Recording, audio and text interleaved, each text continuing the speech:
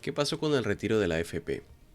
Primero, la agenda del Congreso del 22 de octubre tenía hasta 32 dictámenes para tratar, o sea, había varios temas para tratar antes que el tema de la AFP, de los cuales el proyecto que nos interesaba a todos era el número 31. Y claro, si se tenía que seguir el orden de cada uno de ellos, incluso con la trascendencia del tema y el interés que generó en miles de afiliados que necesitan su dinero, seguramente no hubiera habido mayor problema. Pero el gran problema fue que solo se tocaron temas interminables y seguramente muy trascendentes como la creación de distritos o museos de sitio en plena pandemia cuando no se pueden visitar museos, sino que también se incluyeron temas que no estaban en agenda y esto generó el reclamo de varios congresistas o que se tocaban incluso temas que estaban agendados después de las AFPs, como el proyecto de la Cuenta General de la República del año 2019. Todo esto sin mencionar que cada tema tenía la tortura de una votación nominal que consistía en primero llamar uno por uno a cada congresista, hacer un segundo llamado a cada uno de los congresistas que no contestaban porque estaban en la calle, literalmente estaban en la calle, se había ruidos de tráfico, gente caminando y todo. Y después de aprobarse algún proyecto, escuchar el pedido de los presidentes de las comisiones intervinientes que solicitaban la exoneración de la segunda votación, lo que reglamentariamente debía ser dentro de los 7 días siguientes a esta primera votación. Y para esa exoneración, adivinen que se tenía que hacer otra votación. Y eso demoraba demasiado. Una sugerencia para un congresista que le interese ser más productivo en provecho de todos. Si existe hace varios años el DNI electrónico, esto se puede utilizar fácilmente para certificar la identidad de los congresistas y hacer una votación electrónica y ahorrarse bastante tiempo. Pero bueno, esperemos. Luego de esperar todo el día 22 de octubre sin que se toque el tema y teniendo como único promotor del tema a los congresistas de Podemos, Cecilia García y José Luna, se levantó la sesión sin decir una sola palabra, lo que se convocó al día siguiente para las 11 de la mañana, que en realidad empezó 11:30, 12. Y empezó tocando temas también menos interesantes o menos importantes para las personas que el de las AFPs. Todo el día estuvimos en ese debate y recién en horas de la noche se empezó con la exposición por parte del presidente de la Comisión de Defensa del Consumidor, José Luna, quien dijo lo que había dicho ya en la Comisión de Defensa del Consumidor y de Economía, que él siempre abogaba por el retiro del 100%, pero había tenido que ceder de alguna manera porque todas las demás personas o los demás miembros de las comisiones no estaban de acuerdo con el retiro de hasta el 100% y por eso se había aprobado el retiro solamente de hasta 4 UITs, lo que generó la supuesta indignación de algunos otros congresistas quienes decían o se sentían extrañados porque en las comisiones él había votado a favor y decían él ha votado a favor porque viene a decir eso, ahora quieren engañar a la gente. Pero quienes hemos seguido realmente los debates de las comisiones vemos o podemos certificar que es verdad lo que decía el congresista José Luna, incluso aprobó o votaba a favor señalando sus reservas juntamente con la congresista Céspedes del FREPAP, promoviendo que en el pleno, como ya se estaba debatiendo, podía haber alguna modificación. ¿Correcto? Luego de esto se sumaron las exposiciones de los congresistas Antonio Novoa, presidente de la Comisión de Economía, y Ricardo Burga de Acción Popular, quienes realmente parecían los promotores de, de este proyecto de ley para el retiro del FP y se hacían autobombo como si hubiesen sido como si no hubiésemos sido testigos de todo lo que habían dicho en las comisiones, en las transmisiones. Pero bueno, se mantuvo el debate y bueno, al parecer a los congresistas les avisaron que las transmisiones tenían bastante audiencia y todos los congresistas empezaron a solicitar el uso de la palabra, lo que no pasaba en ningún otro proyecto de ley. Y así cada congresista hacía su declamación pro trabajador, que el retiro del 100% y con lo que decía parece que no iban a votar a favor porque el retiro no decía 100% sino 4 UITs. Y todas las bancadas solicitaron hablar y realmente parecía que todos querían figurar.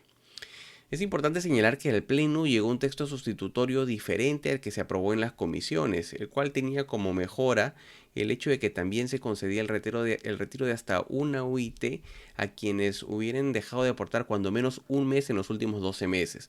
Recordemos que el proyecto tenía como gran defecto el hecho de que solamente permitía el retiro de hasta 4 UITs para aquellos que no hubieran aportado los últimos 12 meses, es decir, desde noviembre del 2019. Cuando la pandemia empieza en marzo del 2020 y todos los que han perdido su empleo o se han visto afectados económicamente ha sido este año, no tenía ningún sentido. Entonces lo que se estaba haciendo en este nuevo texto sustitutorio era darle una UIT a los que hubieran dejado de aportar un mes cuando menos en el último periodo. Otra mejora que se incluyó en este texto sustitutorio fue el que también se concedía el retiro de hasta 4 UITs para personas o afiliados que se encuentre con una enfermedad oncológica, cáncer o una enfermedad terminal. El primero en ganarse los abucheos de la gente fue el congresista de Fuerza Popular, Dieter Columbus, al pedir que se aclare a quiénes se incluía respecto a estas personas que no hubieran aportado o se les hubiese hecho un descuento cuando menos un mes en los últimos 12 meses, porque recordó que en marzo y abril se excluyó a las empresas de la obligación de retener el dinero de las AFPs y depositarlos para darlo directamente a los trabajadores, es decir, todos los trabajadores se podrían haber visto beneficiados con esta UIT de retiro, y él dijo que esto debería ser solamente para los que no estén trabajando, ¿no es cierto? Luego Ricardo Burga, quien también siguió haciéndose el héroe, pero fue encarado por José Luna y Cecilia García, diciéndole realmente cómo se había comportado en las comisiones. Urresti utilizó su tiempo para hablar y para hacer campaña solamente, ¿no? Diciendo que si esto no se aprobaba y que ellos iban por el retiro del 100%, él lo iba a hacer cuando sea presidente, iba a ser su primer decreto, el retiro del 100% contra las malditas AFPs, como lo dice él. Pero bueno, al parecer esto envalentonó a José Luna, quien cuando nuevamente empezó a hablar, retiró su aprobación de alguna manera y solicitó el retiro del 100%, lo que fue seguido de las palmas de toda su bancada. Habían casi 5 voceros y el día de hoy salen a decir otra cosa, presidente. Habían 5 voceros que se pusieron de acuerdo para armar el texto, pero ahora en el Pleno y ante la sociedad dicen otra cosa. Pero yo le pido, presidente, que se ponga a votación el artículo 1 por separado, presidente. Presidente, de no ser así, pediría una cuestión previa para que se pueda votar el artículo 1 por separado. Después de esto, reclamó el congresista Anthony Noboa, presidente de la Comisión de Economía, quien dijo sentirse extrañado nuevamente porque supuestamente todos habían firmado felices y contentos, votado a favor en la Comisión de Economía para el texto sustitutorio que retiraba solamente hasta 4 UITs y no 100%. Pero como ya hemos visto y como hemos mencionado, ya realmente José Luna sí había abogado por el 100% en todo momento. Y cuando votó lo hizo con reservas, igual que la congresista del FREPAP. Por los 33 millones de peruanos que somos, señor presidente.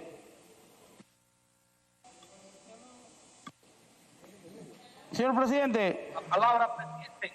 En ese mismo sentido, yo pido un cuarto intermedio, señor presidente, para poder llegar a un consenso. Muchas gracias. Se le concede el cuarto intermedio. Se suspende la sesión por unos momentos. Señor presidente, le doy la palabra al señor Burga. Después de esto se generó que se declare un cuarto intermedio para debatir si iba a haber o no un texto sustitutorio o una nueva modificación. Después del cuarto intermedio se inició el pleno solamente para anunciar que como no se llegó a ningún acuerdo, se levantaba el pleno y se suspendía la sesión para tocar este tema del retiro del FP junto con el tema de la vacancia, al que realmente ya nadie estaba interesado, solamente todos querían ver el tema del FP, y se suspendió para el sábado 31 de octubre. Señores parlamentarios, no habiendo habido acuerdo entre la Comisión de Economía y la Comisión de Defensa del Consumidor, se convoca a pleno el día sábado 31, donde ahí se determinará los acuerdos finales entre la Comisión de Economía y la Comisión de Defensa del Consumidor. Le pedimos a los señores presidentes que se sienten en mesa de trabajo y que tomen los acuerdos correspondientes para poder traer al voto. Y en esa fecha también se va a ver la admisibilidad de la vacancia presidencial. Se levanta la sesión. Señor presidente. Esto, como es comprensible, generó el descontento de los miles de afiliados que seguían con expectativa y el debate en diferentes plataformas, no solamente en este canal, con iniciativas de marchas y movilizaciones para defender sus derechos. Respecto a lo que esta semana seguramente se va a estar organizando algo y vamos a seguir con mucha expectativa.